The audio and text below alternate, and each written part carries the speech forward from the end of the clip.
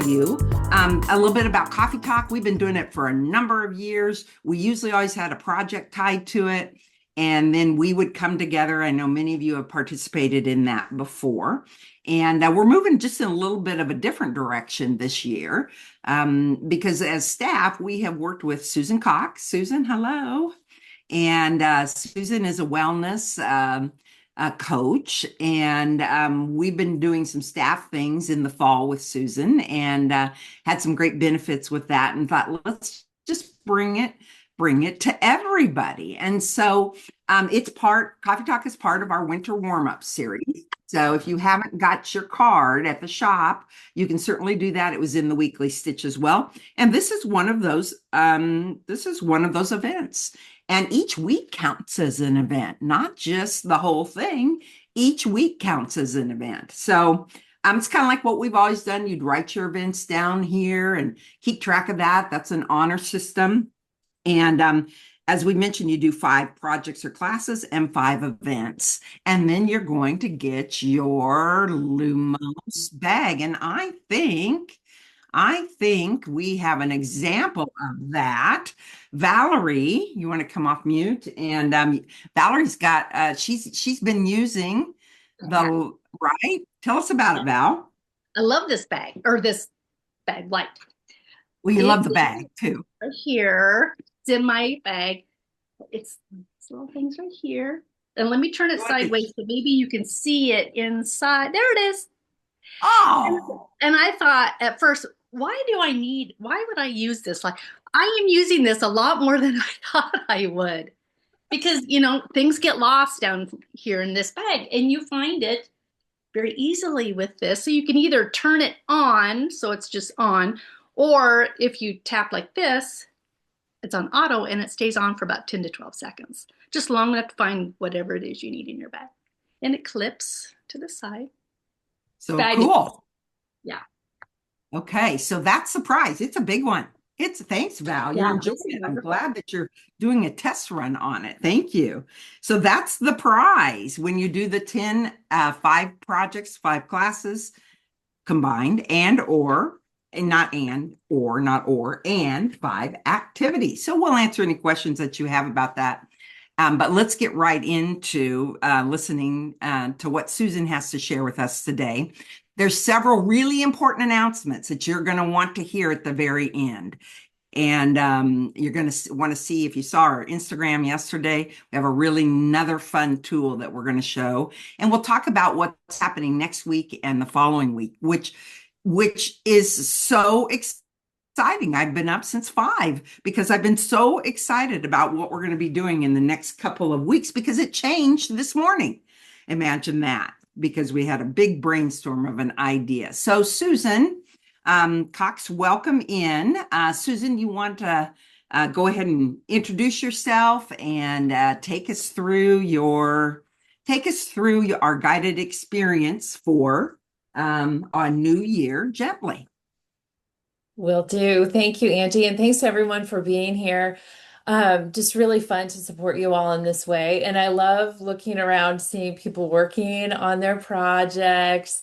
Such a nice way to ease into a Saturday, especially in the new year. So Angie's right. I am a health coach.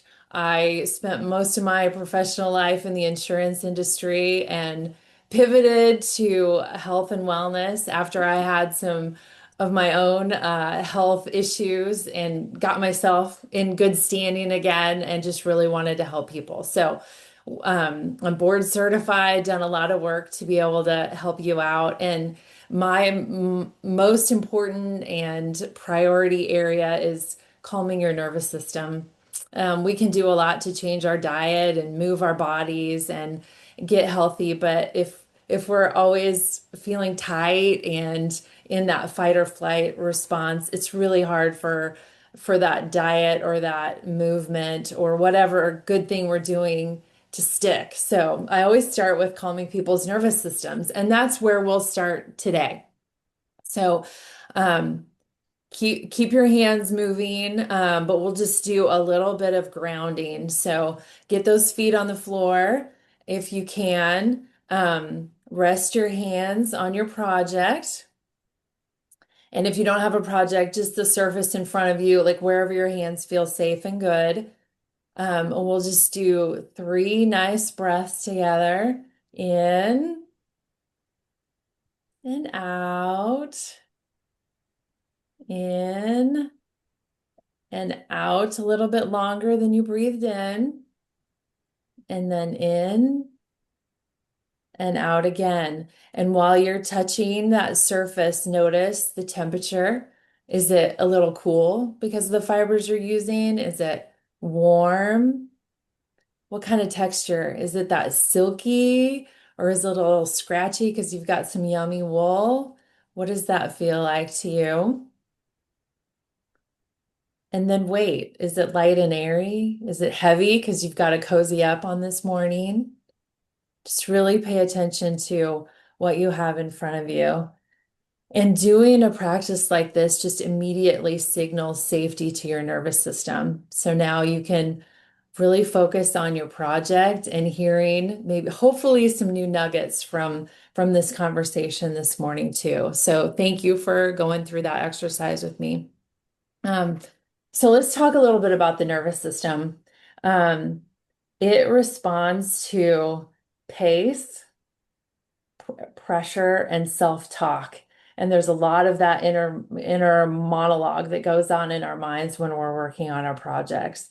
So it really matters if we're feeling like there's a deadline ahead of us, or if we just get to enjoy this project because it's the hot new thing and we're doing this, with our friends. What kind of pressure we put ourselves under in the project space, and then of course self-talk. What happens in your mind when there's a mistake that you find, for example?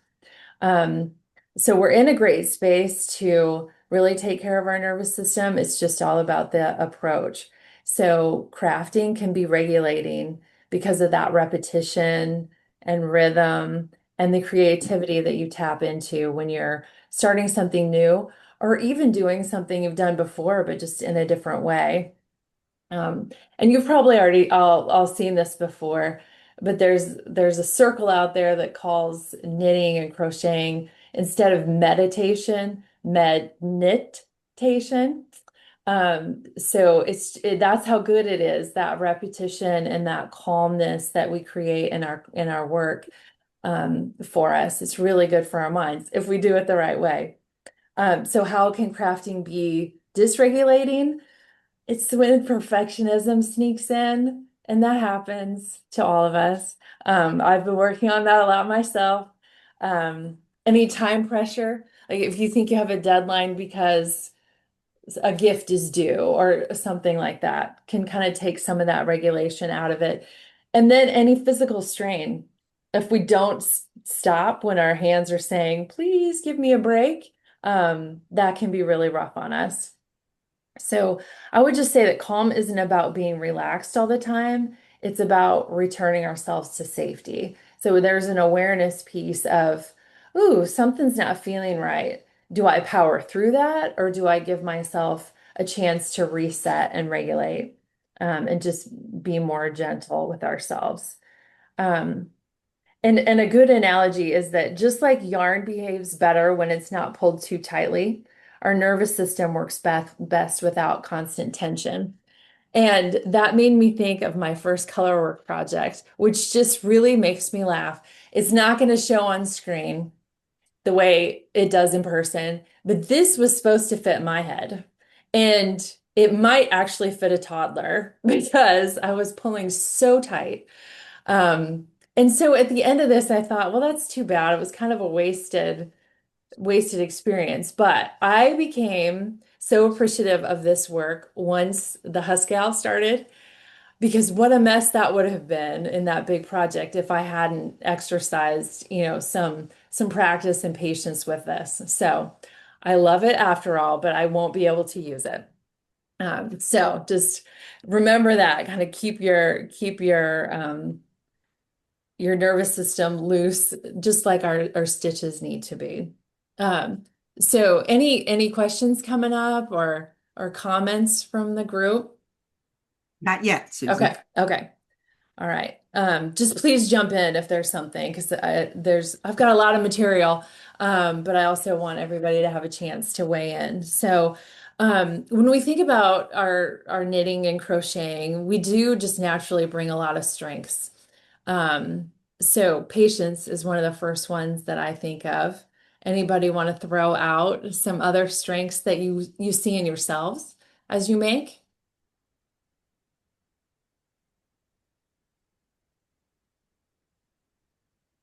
You want to clarify that again? Ask it again, Susan. Strengths that you bring to your projects. I'll give you a couple. Patience and focus. Persistence. Yes, persistence. Thank you.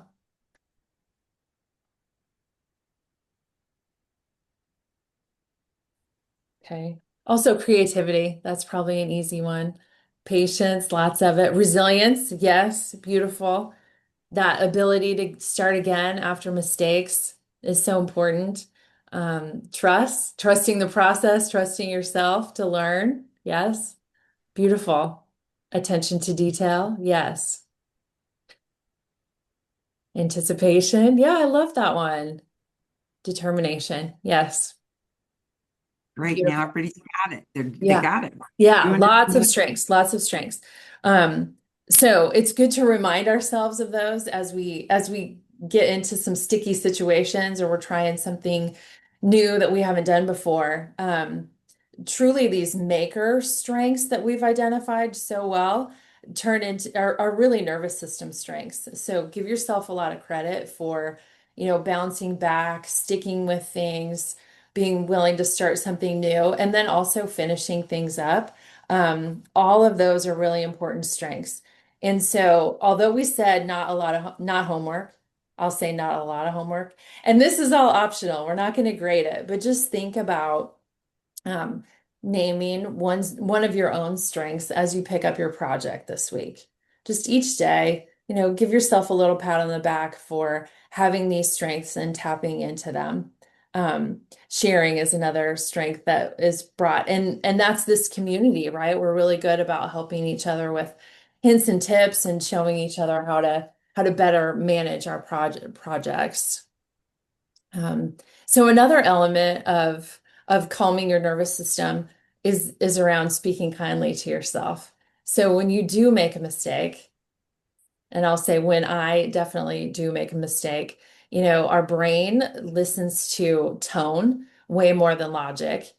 And when I think about, you've seen videos of parents reading the most boring news articles to babies, and they're just giggling and laughing. It's all about the tone. And it's the same for us. Our brains believe what we tell it, whether it's true or imagined, definitely the positive and negative. So any talk that we give to ourselves is just a stress response waiting to happen from our bodies. So, of course, kind words calm the nervous system and really bring us back into safety. So, so when I make a mistake, if I say I messed this up again, maybe I could reframe it as I'm learning.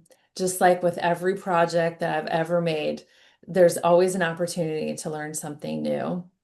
Um, Another one would be I should be faster or better. How about trying this pace is fine? This pace is great. And we know the more practice we have, probably the pace will come, but that's not necessarily what we're about in this space. Um, so other options to tell yourself and try telling yourself would be this pace is okay. I'm allowed to go slowly. I can always begin again. And I can think of projects I started 6 or more times, but I became thankful for those restarts because then I could understand the pattern better, right? And the rest of the project ended up flowing more smoothly because I took the time to get it right in the beginning. There's no need to rush. And then the hard one, because I think our theme often is one more row. This is enough for today. And it just gives you a nice reason to, go do the next thing that you need. So when I say those phrases that you can use for yourself, how does your body react? How does it feel to think about instead of I messed this up again, I'm learning? Does that do anything for anyone?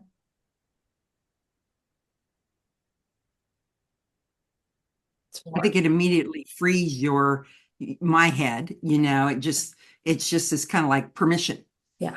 Yes, permission. Great. More relaxed, warm and calming. That's perfect. I mean, then that's how we want to take care of ourselves. That's how we move through our projects in our year gently.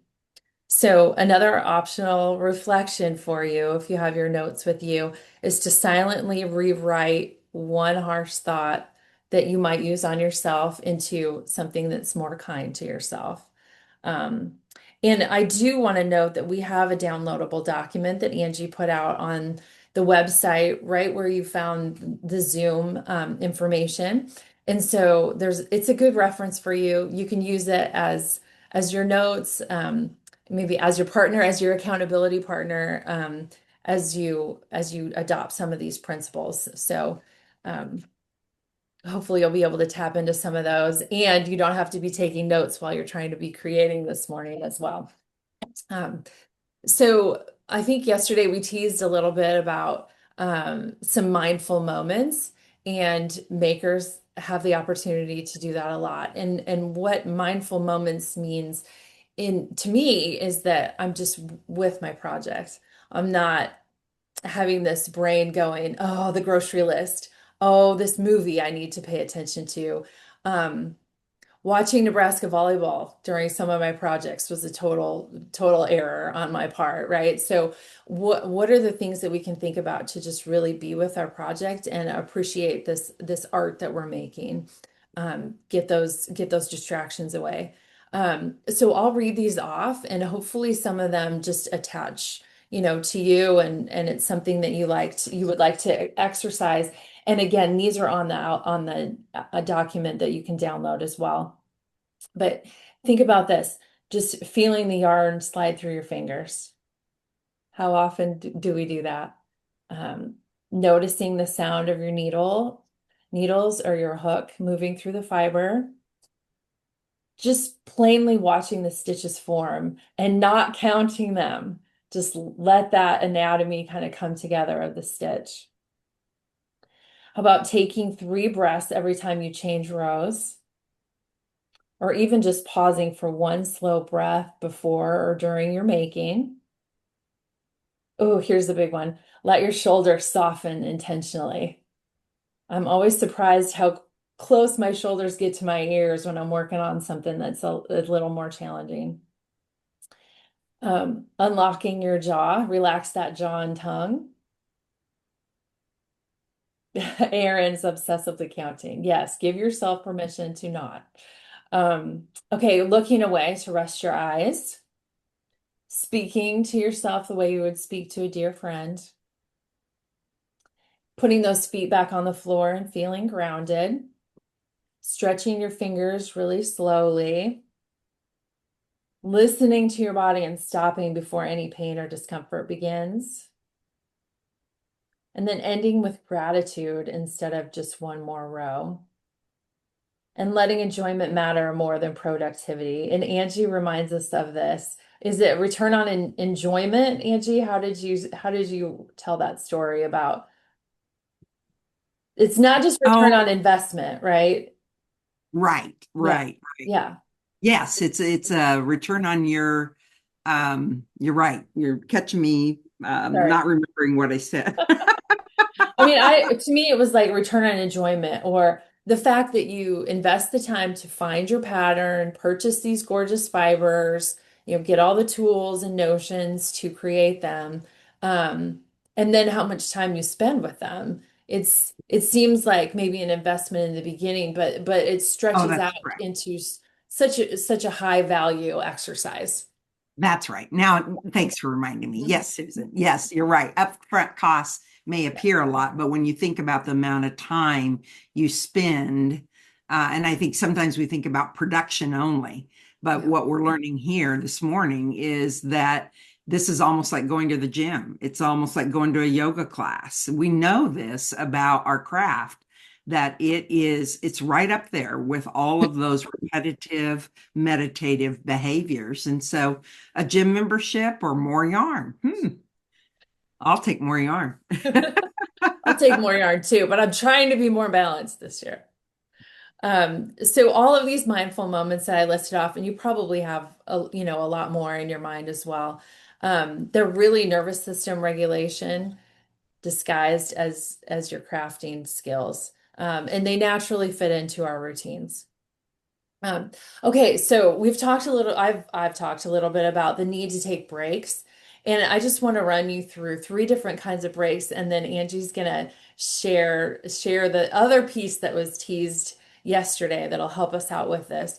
But there are truly three kinds of breaks when we think about our craft here. Brain breaks, which just really let your mind kind of wander a little bit and get out of this focus.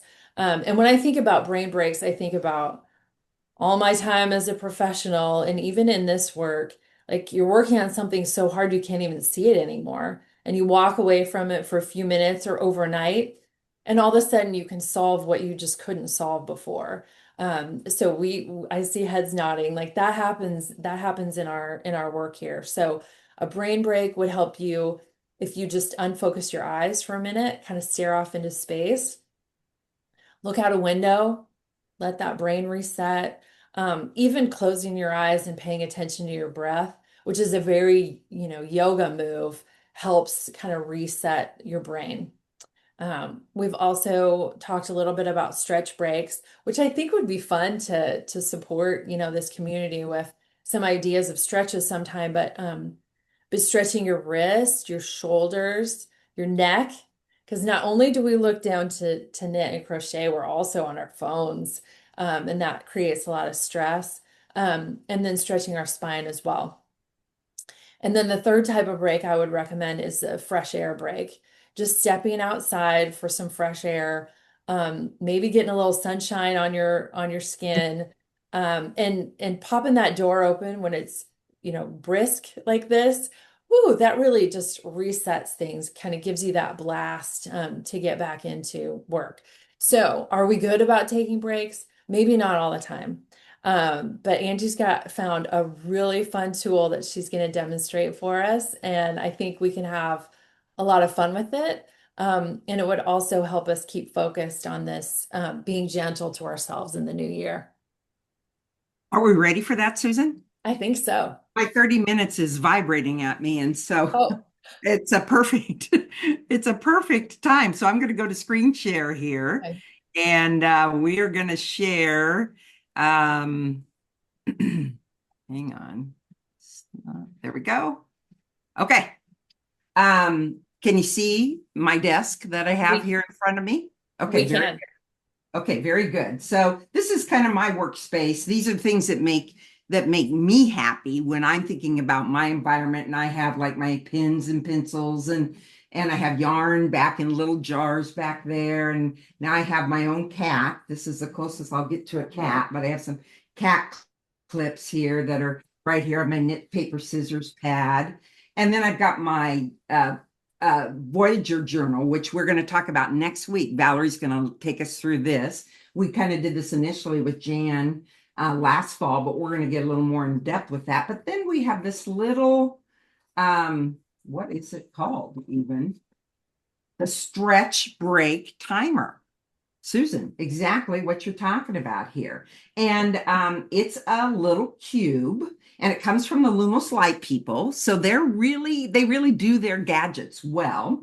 And I can set this for 5 minutes. I could set it for 60 minutes. I could set it for 30. I can set it for 10. So I take it like this. I turn it back up, and it goes to the 10, and it starts the countdown. So Susan, what would I do when my 10 minutes is up? I would say stand up, maybe walk around a little bit. Pay attention to your body. What do you need after those 10 minutes? Like, is it just your fingers, or are you starting to kind of feel sore from sitting so long? pay attention to your body and get up and move around a little bit, get that blood flowing.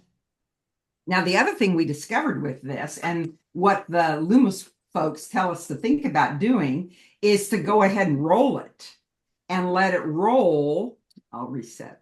So you could say, okay, I've done my 10 minutes. What shall I do now? I'm going to roll it, and I've got 60 minutes. Has anyone knit for 60 minutes and then not stood up? I have.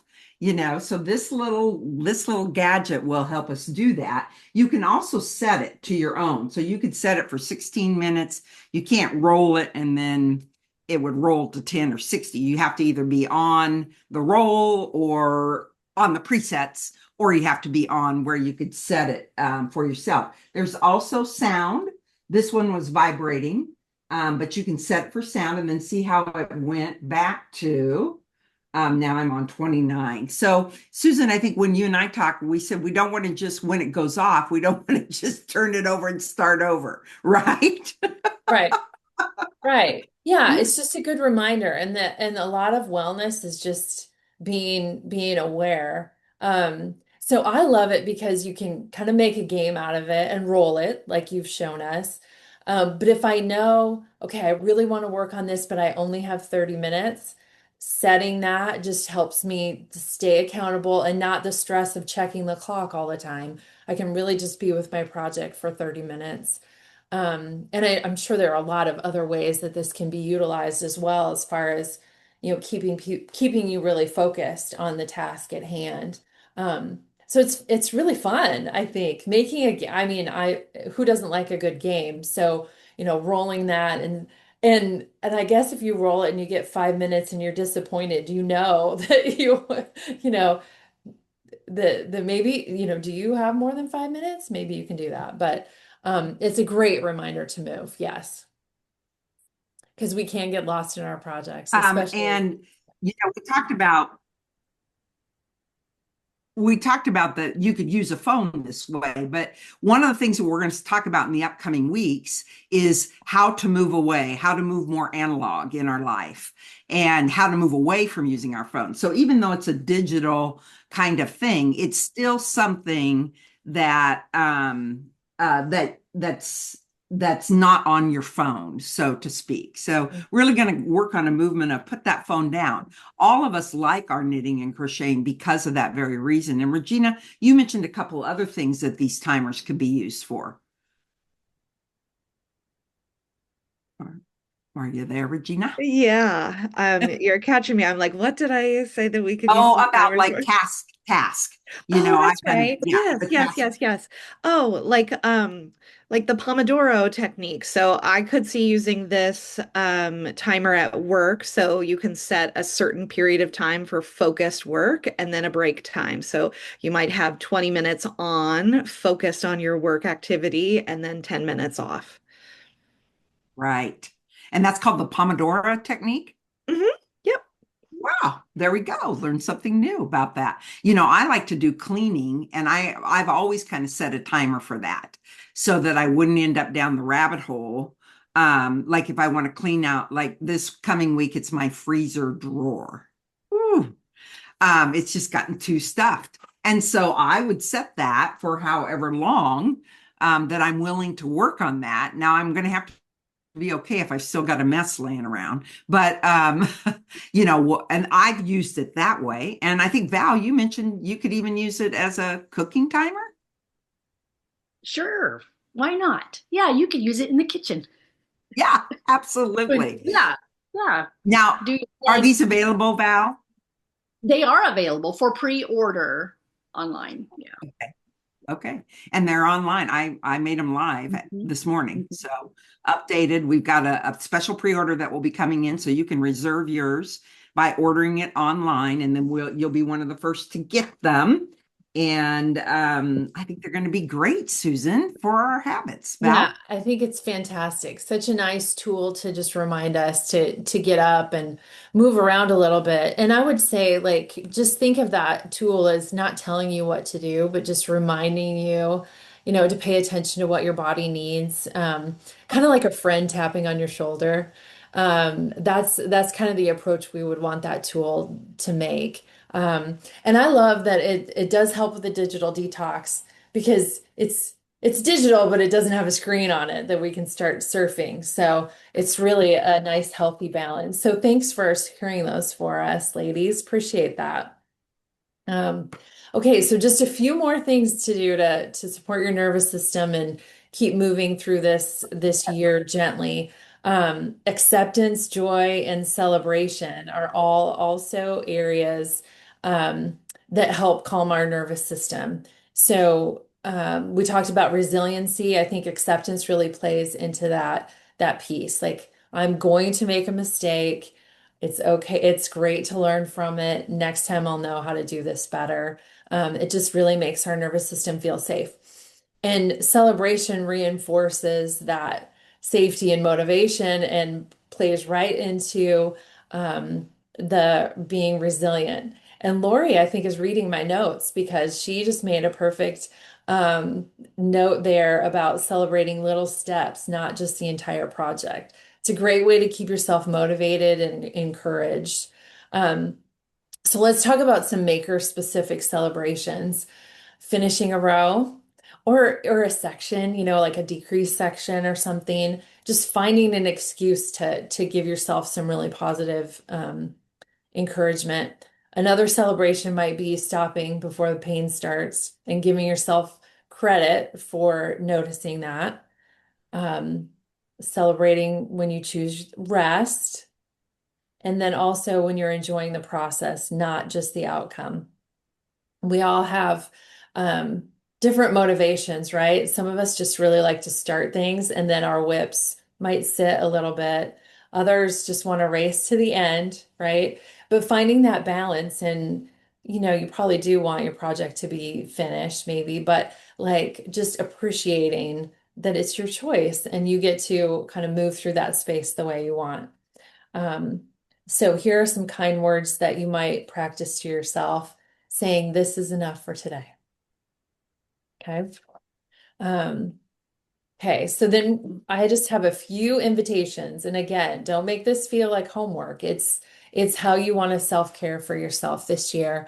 And that document online will help you just remember, some of these points. But here are some things that I invite you to do, not to make into goals, but just to maybe experience a little bit. To choose one mindful, gentle habit for January, just one. How about practicing kind self-talk once per session? Taking one intentional break per project. And our new tool will really help out with that and make it fun. Celebrate when you stop. And then let joy, not productivity, lead you through your making. Um, and then as a bonus, I did put some journal prompts out there for anyone who wants to reflect and kind of dig deeper into this.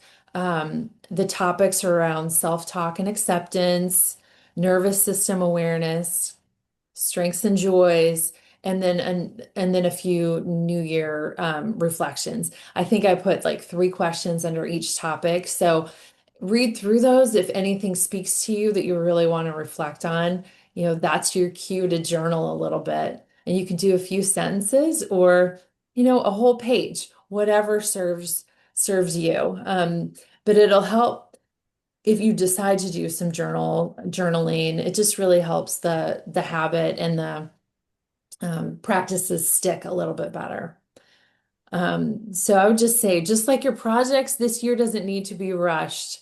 One stitch, one breath, one gentle choice at a time. That's what'll make this year move with ease for you. So if your hands are free, I would just have you put them on your heart, and we'll take one nice deep breath together. And exhale a little bit longer than you breathed in. And hopefully we've set a good tone for your day, but also for your year as we continue to make and learn and grow together. So thank you so much for joining me this morning. And if you have questions, my number and email are on the worksheet. Angie and staff have a few of my cards in the shop as well. So just really would love to support you any way you need.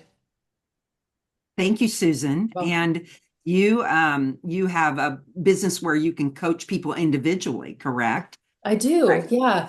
And yeah, I've got a whole process to just understand what you need for your body in relation to stress and managing that stress. I have a little quiz that's really quick, maybe 7 minutes. And then we have a little conversation and I can help you set some goals. I meet with people virtually, so Zoom in the comfort of your own home while you knit or crochet. Just really make it work for you. And we've had a lot of great success. I love seeing women feel better in their bodies and about themselves through this coaching process. Yes. Fabulous, Susan. So again, you can go to the calendar, click on this date event, and you'll see it highlighted there in blue. And then you should be able to download it from there. And so we're going to kind of build. Thank you, Susan. Such good. I'm feeling grounded. We got lots of classes today, and I've set off to be in a good position for that. Because of what we've done. We're going to talk about what we're going to do in the next couple of weeks. So, Valerie, you're on. Next week, you want to give us a little preview of what we're going to be doing next week. Sure. Excuse me. Well, next week we're going to My dive timer in. went off. Uh-oh. I got to stand up. Okay. Sorry. It was the time. I had to do it. That was a quick stand up. That was a 5 minute. Well, I at least stood up. I changed. You did. I'm One sorry. One thing I thought about too with this timer is don't have it sitting right beside you. Put it over on the counter or on the dresser or whatever, so you have to get up to turn it off.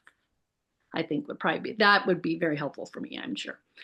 But next week we're going to dive into journaling our projects, how we go about doing that, why we want to do that. I just got started doing this, listened to Jan Doubleman from Australia a few months ago, and it really got me inspired to do this. So I have jumped in with both feet to project journaling. I've done a lot of different things, and where is my project? Oh, it's in my bag with my light. I have one of our Voyager journals, and I'm not going to open it up because that's for next week.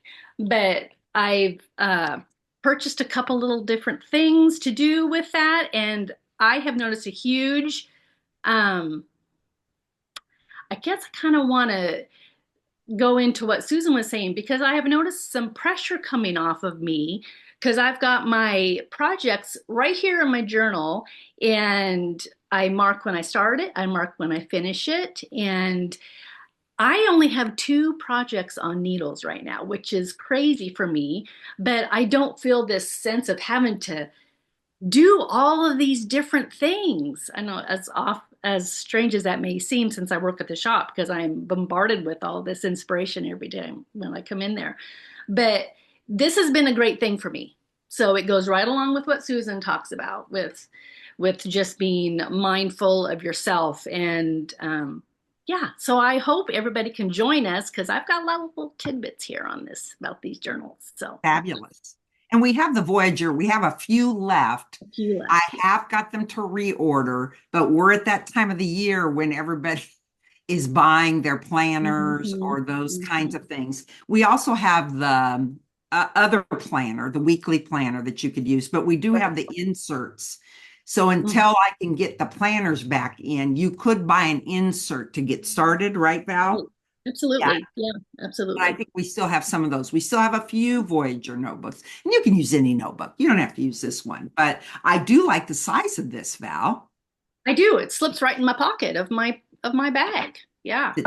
It's in your bag, which leads us, thank you, to what's going to happen on week 3. I know we've been talking about Ravelry, but we're going to save that for a whole nother kind of class. We are going to talk about how to put your phone down and how to build out an analog bag. Okay, so that's a hot trend. As you know, at Knit Paper Scissors, we're always kind of watching all the trends. We're watching the trends in yarn, we're watching the trends in mugs or drinkware or any of that kind of thing. And mini printers, we're all into mini printers now to put things in our notebooks, correct?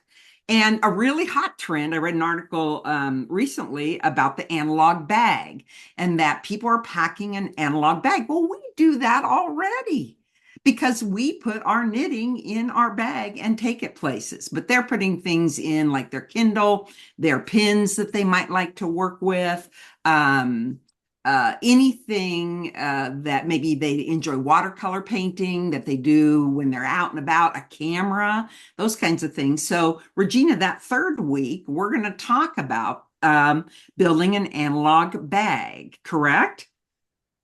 Yes, yes. And I think you're so right that we, as crafters, have our materials with us and have a few bags, maybe. Maybe we have enough, a bag or two that we could use to build out this analog option.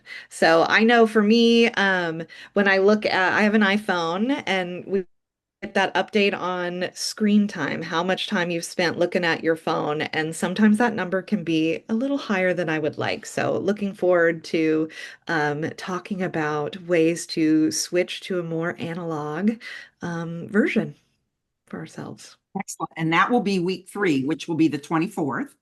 And that's at 8:30. And I think what we're going to do is we're going to do coffee talk once a month for a couple months here so that we can keep coming together. Also on the 24th, I think Susan's going to have something more to share with us so that we can move things forward as well. And you're going to want to save, because we're in the heart month season, and which is self-care and taking good care, and you can get a heart bag light and the whole thing that comes with February. But you want to save the 14th from noon to 2 because we're going to have kind of a special event at the shop that you'll want to stop by and join in just that celebration of care and wellness for each other and for yourself. And we will do the first Saturday at 8:30 in February and March for sure. So you can keep those dates on your calendar. We did record this, so we will make this available on our YouTube channel that you could watch back. And we look forward to a really great year together. KPS is more than the fact that we sell you the yarn and the tools needed to do your work. We're really a family, we're a community. And we know in our world today, we want to go analog. We want to get away from being connected just by our screens, and that we want to come together. And we do come together really, really well. And so we're going to celebrate that all year long and really support and lean into that as we go forward with our activities and events. Heck, even the other day on Thursday, we're talking about joining a bowling league. Who knows? Right? Thank you for being on. We wish you well. Susan, thanks again for our time together. Her contact information is on that handout, and I have some cards at the shop as well. And we'll look forward to seeing you either at the shop this weekend or this coming week. And if not, we'll all be back here next week with a cup of coffee ready for coffee talk one more time. Okay, everyone. Thanks so much. Bye-bye. Thank you. Thank you.